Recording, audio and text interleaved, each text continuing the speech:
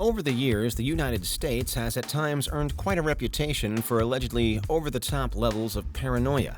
But then again, as it emerged as the world's most powerful nation in the 20th century, before facing some major challenges to that title in the 21st century, perhaps it's not without reason that the US might feel under threat. Some of those apparent threats, however, have been a little more bizarre than others. This is Unveiled, and today we're answering the extraordinary question, what is the Havana Syndrome, and how worried should you be about it? Do you need the big questions answered? Are you constantly curious? Then why not subscribe to Unveiled for more clips like this one, and ring the bell for more thought-provoking content. Depending on who you speak to, the Havana Syndrome is either an anomalous health incident, an AHI, or an intentional and targeted attack. Since the symptoms of it were first reported in 2016, it's become a major point of diplomatic tension between America and a number of other countries, while still remaining a seeming total mystery to anyone who attempts to explain it. But let's scale back. What is the Havana Syndrome? Where did it start? And what's happened so far? The first reports date back to late 2016, when US and Canadian diplomats based in Cuba suddenly began experiencing a wide range of apparently shared symptoms. Symptoms like sudden ringing in their ears, pain in their ears, headaches, dizziness, nausea, and a feeling of high pressure and even vibrations running through their skulls. Nobody died, or at least nobody is officially recognized as having died, but many of those reporting these effects did go on to struggle with them for weeks, months, even years. Some are said to be still affected today by this original bout of the Havana Syndrome. In this first case, the syndrome seems to set in across various places in Cuba, including the US Embassy there and certain hotels where traveling Americans and Canadians were staying, which explains why its name is still attached to the Cuban capital. However, in the years since, Havana Syndrome has allegedly spread to multiple other locations all over the world map. U.S. representatives, including politicians, security officials, and military personnel, have reported its effects while staying in China, Vietnam, Australia, Colombia, Germany, and the UK. There have been claims from within America too, including from inside Washington, D.C., and even from unnamed figures staying within minutes of the White House. We can begin to see then why these mounting reports would cause such a stir in global affairs.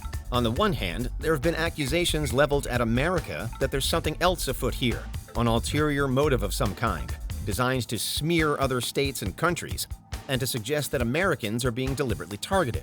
On the other hand, the U.S. is adamant that it has done no wrong. In many cases, it has officially declared that it doesn't blame local governments as well, including in Cuba during the first instances. But still, it's alleged that within some arms of the U.S. authorities, the Havana Syndrome is more often referred to as an attack than an AHI. Clearly, there are some major and wide-reaching suspicions at play. So what could be causing Havana Syndrome? The jury is certainly still out, but theories include a directed energy weapon of some kind.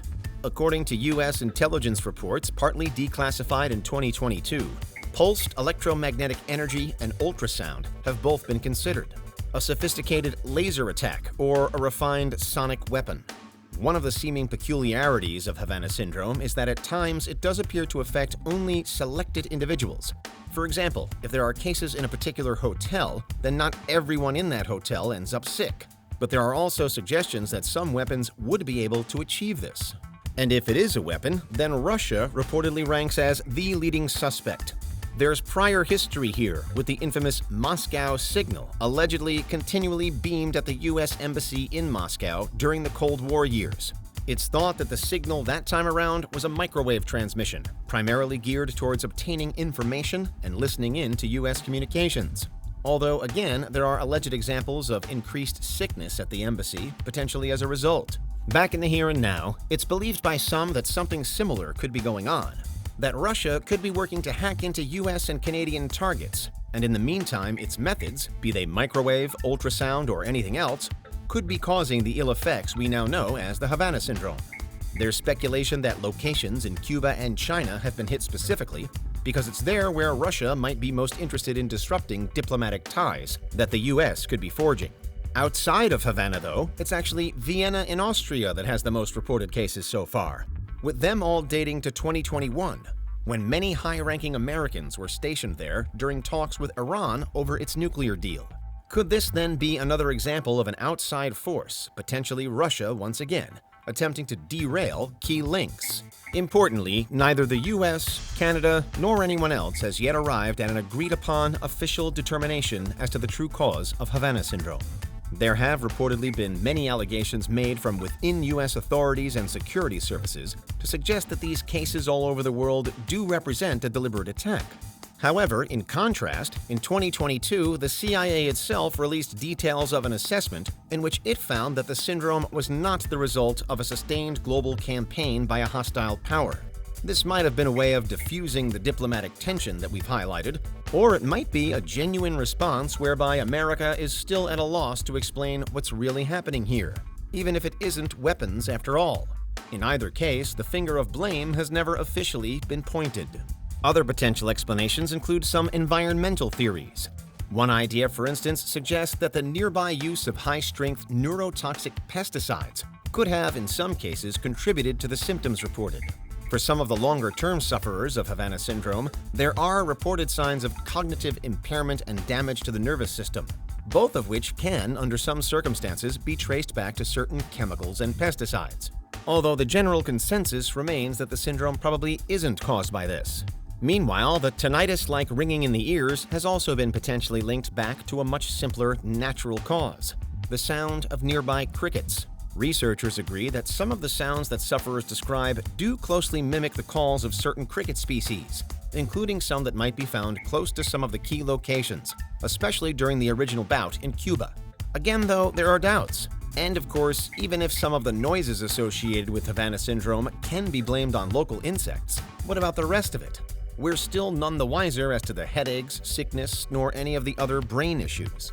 Finally, some researchers have debated the possibility that this could actually be a modern example of a mass psychogenic illness, a shared but otherwise unexplained psychological reaction, perhaps to the stressful working conditions that some Americans might have felt. Although again, there isn't wide support for this conclusion. For one, many of the syndrome's sufferers were reportedly unknown to each other, or at least unaware of their colleagues' comparable experiences. It's not as though any one person was influencing the behavior of anyone else.